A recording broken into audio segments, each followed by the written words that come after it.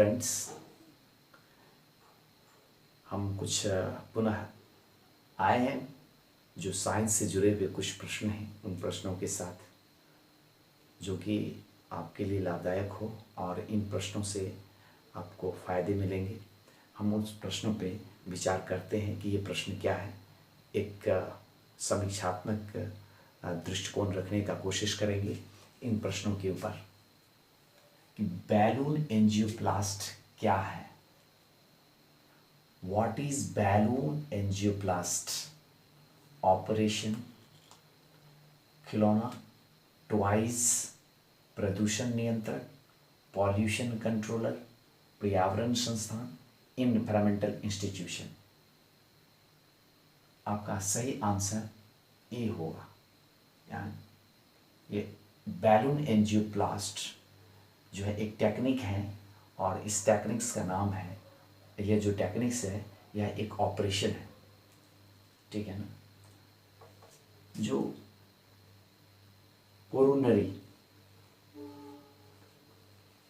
Coronary जो arteries होता है,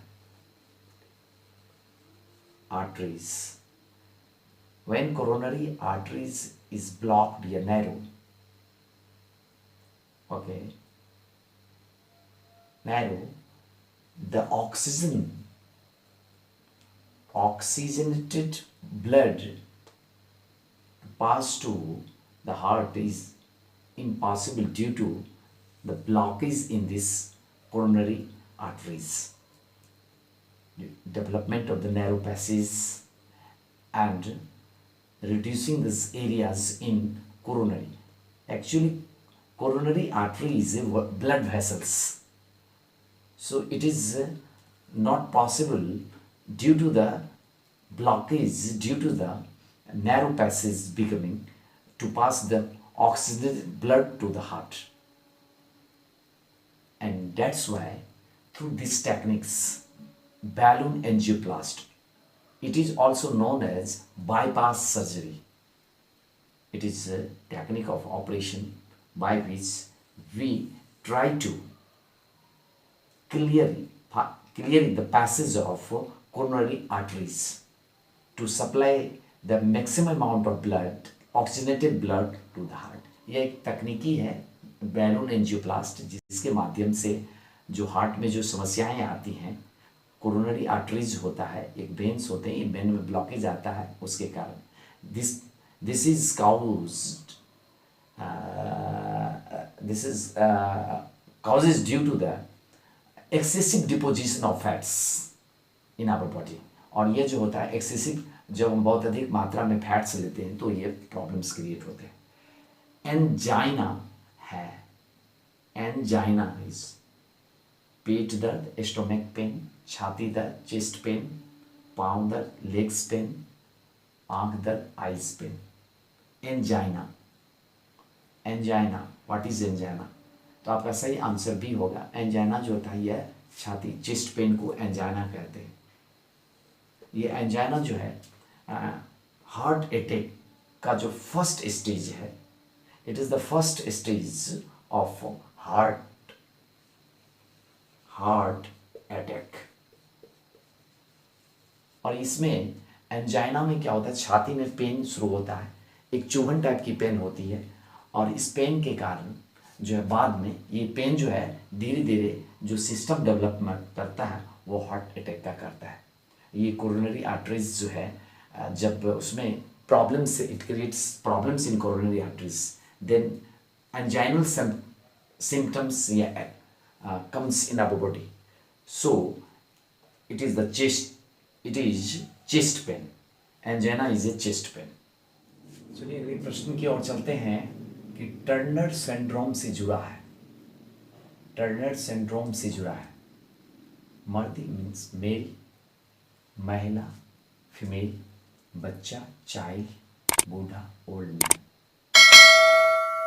टर्नर सिंड्रोम से जुड़ा है, तो आपका सही आंसर यहाँ पे बी होगा। ये टर्नर सिंड्रोम्स होते हैं या महिलाओं से जुड़े प्रॉब्लम्स होते हैं। टर्नर सिंड्रोम जो है यह जेनेटिकली डिसऑर्डर डिजीज है। Turner syndrome is a genetically disorder disease. In this disease women suffers, women जो है सफ़र करती है, और यह जो है एक जेनेटिकली डिजीज है। तो नॉर्मली क्रोमोसोम्स होते हैं,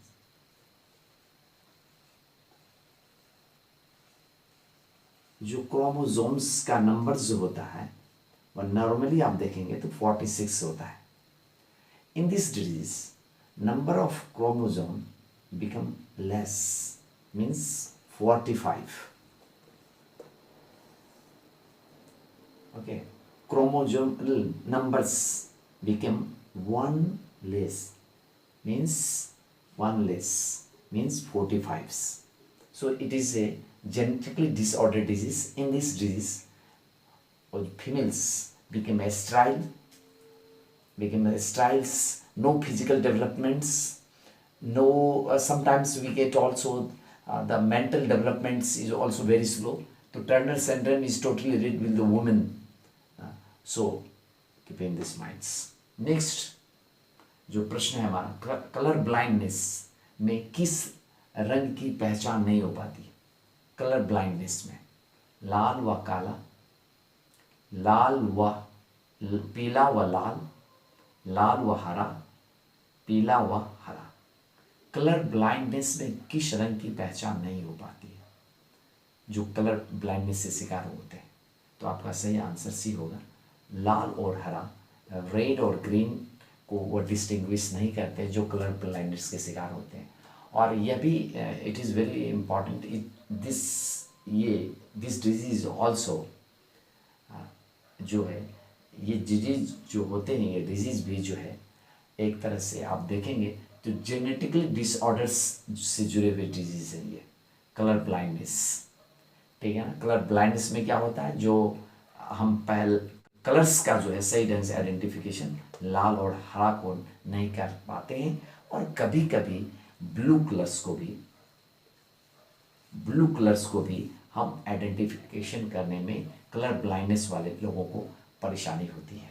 ये जो है ये जेनेटिक डिजीज़ है, जेनेटिक डिसऑर्डर के वाले डिजीज़ होते हैं, ये ध्यान में रखना है। प्रश्न है, हार्मोन्स में होता है, हार्मोन्स में होता है, हार्मोन्स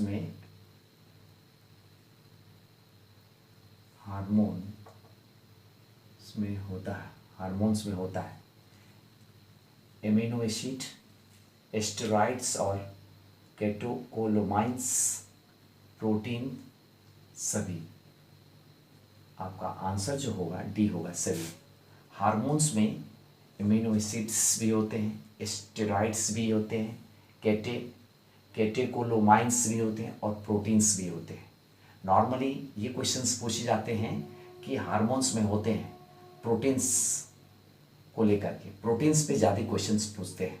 तो याद रखेंगे कि हार्मोन्स में जो प्रोटीन्स तो होते हैं, एमिनो एसिड्स की भी बात अगर हो तो वो भी मारेंगे, स्टेरॉइड्स भी है, ये हार्मोन्स है। और हार्मोन्स क्या है?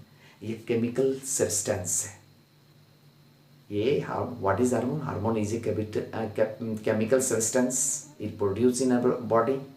Okay, it travels by transport from one place to another place in our body. ये हमारे शरीर में एक जगह से दूसरी जगह ट्रांसपोर्ट होते हैं थ्रू ब्लड के माध्यम से। ओके, और certain developments depends upon on this hormonal growths. तो हार्मोनल ग्रोथ पे ही बहुत सारी डेवलपमेंट्स या बातें होती हैं, तो ये भी याद है कि हार्मोन्स पे होते हैं। ठीक है, नेक्स्ट क्वेश्चन मेरा है, हाइपोक्सिया क्या है? What is hypoxia? O2 की कमी, CO2 की कमी, प्रोटीन की कमी, इनमें से कोई नहीं। What is hypoxia? Lack of O2, lack of CO2 और लैक ऑफ प्रोटीन, इनमें से कोई नहीं। आपका सही आंसर जो होगा वह ए होगा। हाइपोक्सिया मीन्स O2 की कमी, ऑक्सीजन की कमी को हाइपोक्सिया के नाम से भी जानते हैं। Lack of oxygen is also known as hypoxia. चलिए अगले प्रश्न की ओर चलते हैं। इस चित्र में दर्शाया जाता है विद्युत पात, सेल, बल्ब, इनमें से कोई नहीं। आपका सही आंसर होगा डी, इनमें से कोई नहीं। आप ये जो डायग्राम देख रहे हैं, यह डायग्राम आपका जो सब्जेक्ट है वह फिजिक्स में बहुत सारे टॉपिक्स हैं, बहुत सारे, उनमें से एक टॉपिक है इलेक्ट्रिसिटी। तो यह जो फिगर है उसी इलेक्ट्रिसिटी से जुड़ा हुआ है, और ये इलेक्ट्रिसिटी में किन सब बातों को ये दर्शा रहा है, ये पॉइंट्स इंडिकेट्स कर रहे हैं। I am explaining about this things. इस तरह का एक सिंपल फिगर आपको कहीं मिल जाए, दिखाई दे, तो सबसे पहले समझने का कोशिश करेंगे ये डायग्राम जो मैंने यहाँ बनाया ये आखिर है क्या। देखिए, अगर एक लॉन्ग लाइन हो, ठीक है ना, और उसके जस्ट जो है थोड़ा सा डार्क एंड डीप लाइन हो, इट मीन्स यह जो आप दर्शा रहे हैं, ये दिखा रहे हैं, ये बताने का कोशिश करें, इट इज सेल, यानी कि यह बैटरी के बारे में बता रहे हैं। यह लाइन है, उसके बगल में इस तरह से डार्क और डीप सेल दिया हुआ, तो यह क्या हो गया, सेल के बारे में बताना चाहिए। बैटरी, आपके घर में जो बैटरी है उसके बारे में बताना चाह रही है, सेल को बता रहा है। दूसरा फिगर जो है, यह मैंने जो दिया था प्रश्न में, वो ये है। अगर ये ओपन है इस तरह से, इसके बीच में कुछ नहीं, देखिए खाली है, दो साइड से इस तरह, और यह बताता है स्विच के बारे में, जो आपके घर में जो स्विच लगा रहता है, switch, this is indicating about the switch. और ये स्विच में को भी बताता, तो स्विच का कंडीशन दो होता है, आइदर इज ऑफ और ऑन। चाहे वह स्विच जो होगा वह क्या होगा, ऑन होता है या तो फिर ऑफ होता है। ओनली टू प्रोसेस, ऑफ और ऑन। दिस, यह जो प्रोसेस है, इस तरफ मैं एरो लेकर के समझाने का कोशिश करूंगा। ये अगर इस तरह से एक फिगर बना लें और इस तरह से खाली छोड़ दें, तो इसका अर्थ हो गया कि आपका स्विच जो है, स्विच ऑन है, ये मीन्स कि आपका बल्ब जल रहा है। ऊपर में मैंने इस तरह से बनाया है, आप देखिए, और इस डायग्राम को इस तरह से क्लोज कर दिया नीचे से, तो यह क्या है, बल्ब है। याद रखेंगे, इस डायग्राम को देखिए, और फिर यहां पर मैंने इस तरह से लिखा, कहीं V4 वोल्ट होता है, वोल्ट मीटर इसको कहते हैं, और कभी कभी यहां पर जो एमीटर लिखा जाता है, याद रखेंगे, यहां पर ए भी लिखा हो तो इसको एमीटर कहते हैं। तो इस तरह से ये डायग्राम में I4 जो है ये करंट के लिए है, एम्पियर, I4 एम्पियर,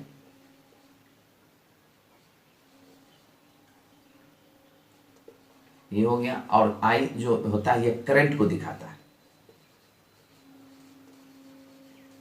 तो इस तरह से यह जो सर्किट है, इसको हम लोग सर्किट बोलते हैं। क्यों बोलते हैं इस, ठीक है ना, वो कौन सा सर्किट है, it is an electrical path, electrical circuit है ये, इसको कह सकते हैं। यह जो डायग्राम में जो बनाया, और आप देखेंगे इस तरह से एरो देकर के हम बताएं इलेक्ट्रिक सर्किट में किस तरह से ये है, ये फ्लो कर रहा है, क्या फ्लो कर रहा है, जो फ्लो, व्हाट इज फ्लो, हाँ, तो वो क्या कर रहा है, करंट इज फ्लोइंग। इसमें जो फ्लोइंग हो रहा है, फॉलो जो है कर रहा है, फ्लो क्या कर रहा है, करंट हो रहा है, और करंट के फ्लो के कारण। अब मैं यहाँ पर एक बात और भी थोड़ा सा समझा दूं जो कि रिलीवेंट होगा। आपने घर में बैटरी देखा होगा, और इस तरह का बैटरी का शेप होता है, अगर नहीं देखे होंगे तो ध्यान से इसको देख लीजिएगा। इस तरह से आपका मान लीजिए एक बैटरी बना हुआ है, ठीक है, और बैटरी के ऊपर में इस तरह का देखिएगा एक मेटल पॉइंट लगा हुआ है, ठीक है ना, मेटल पॉइंट। और यह जो मेटल पॉइंट यहां होता है, इसको कनेक्टेड करते हैं वायर से। यह जो आप देख रहे हैं इस फिगर में, ये वायर है। मान लीजिए आप एक आपका बैटरी है, जिसको मैंने इस तरह से बनाया था, वही आपको मैं यहां बना रहा हूं, ठीक है ना, यह बैटरी है, इसको देखिए ध्यान से। और यह जो मेटल से कनेक्टेड है, बैटरी का ऊपर में जो देखिए इस तरह से इंडिकेशन होता है प्लस, और नीचे क्या होता है, माइनस, ये ध्यान दीजिएगा, ठीक है। यहां पर ये प्लस, और इधर क्या हो गया, माइनस, ये प्लस और ये माइनस, ये पॉजिटिव चार्ज को बताता है, ये निगेटिव चार्ज को, ये धन आवेश को बताता है, ये ऋण, चूंकि माइनस है तो ऋण आवेश पढ़ते ही हैं, सब्सट्रैक्ट कर रहे हैं, घटा रहे हैं ऋण, और ये प्लस, तो ये पॉजिटिव चार्ज और ये निगेटिव चार्ज, ये भी ध्यान रखेंगे। इस तरह से आपका घर में एक जो बैटरी का मान होता है, अगर बैटरी को ध्यान से अगर उसको खोल करके उसको अंदर में आप देखेंगे तो ऊपर से इस तरह का वर्जन की ओर चलते हैं। वह आई बराबर dash upon T, I equals dash upon T, Q R B सभी, इसमें क्या आंसर होगा? तो I बराबर होता है Q/T, याद रखेंगे। ये I क्या है, Q क्या है, मैं ये बता देता हूँ। I अभी मैंने बताया था कि I4 जो है हम लोग एम्पियर की बात करते हैं, ये एम्पियर है, ठीक है। Q जो है आवेश बोलते, चार्ज, जिसको हिंदी में हम लोग आवेश बोलते हैं, इसके लिए आता है। और R जो आता है, R फॉर रेसिस्टेंस, प्रतिरोध,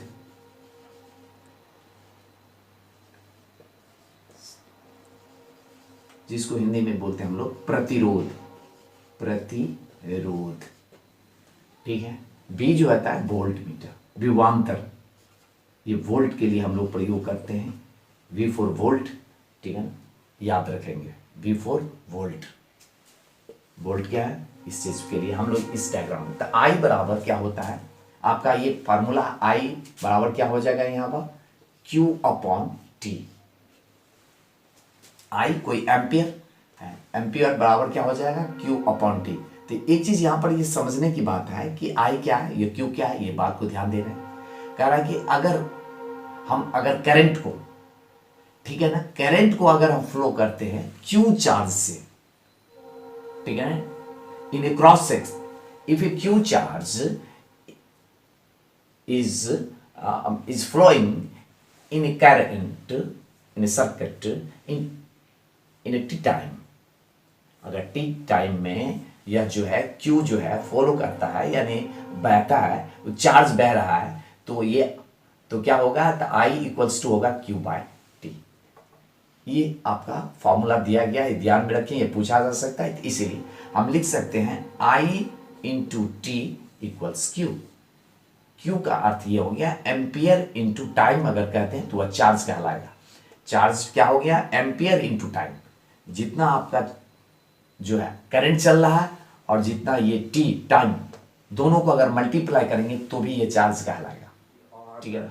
अगले प्रश्न की ओर चलते हैं। Q नंबर 9 है, W बराबर V बराबर W/डैश, V इक्वल्स W/डैश, यानी एक फिल इन द ब्लैंक्स में पढ़ना है, RQPI। तो आपका जो सही आंसर होगा Q मीन्स W बराबर क्या होता है, V बराबर W/, ये V क्या है, पोटेंशियल डिफरेंस के लिए आता है, V बराबर W/Q, याद रखिए। और W क्या है, वर्क डन, जो वर्क डन किया गया, काम किया गया, और Q फॉर चार्ज को लाने में, जो चार्ज होता है उसको लाने में, ठीक है ना, तो इसलिए V बराबर W/Q, इसे याद रखेंगे। नेक्स्ट मेरा प्रश्न है, R डायरेक्टली प्रोपोर्शनल L/डैश, क्या होगा, R जो है डायरेक्टली प्रोपोर्शनल L/डैश, RAIV। तो आपका सही आंसर इसमें क्या होगा, A। मीन्स जो R होता है, R फॉर रेसिस्टेंस, रोकता है, प्रतिरोध जो करता है, कोई करंट आ रहा है और तार जो रोकने का कोशिश कर रहा है, उसी को कहते हैं R, resistance, resistivity. Directly proportional, L for लंबाई के लिए आया है, L for length, L for क्या हो गया, लेंथ, और L/A, A बराबर क्या हो गया, A फॉर आया है एरिया के लिए, ठीक है ना। मीन्स अगर आप R को बढ़ाते हैं तो L भी, ठीक है, R बढ़ रहा है तो L भी बढ़ रहा है, उसी हिसाब से, यानी L बढ़ रहा है तो R बढ़ रहा है, L घट रहा है तो R घट रहा है।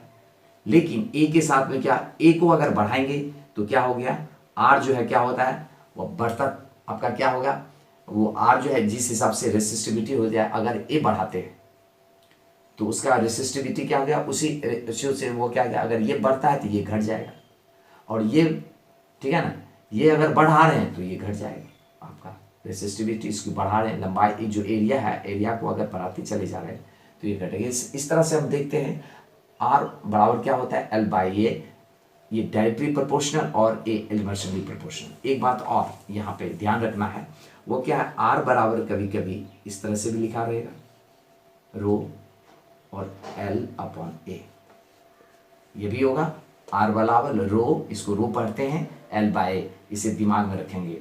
ये रेसिस्टेंस से जुड़ा हुआ फार्मूला है, इस फार्मूला को दिमाग में रखेंगे। ये सारे फार्मूलाज हैं ये रेलवे तो स्ट्राइक करेंगे, हो सकता है कभी कभी बीपीएससी भी कर दे, तो इसे ध्यान में रखना और इसमें ज़्यादा इंपॉर्टेंट बात है। ये सामान्य सी बातें हैं, इसे ध्यान में रखना जरूरी है।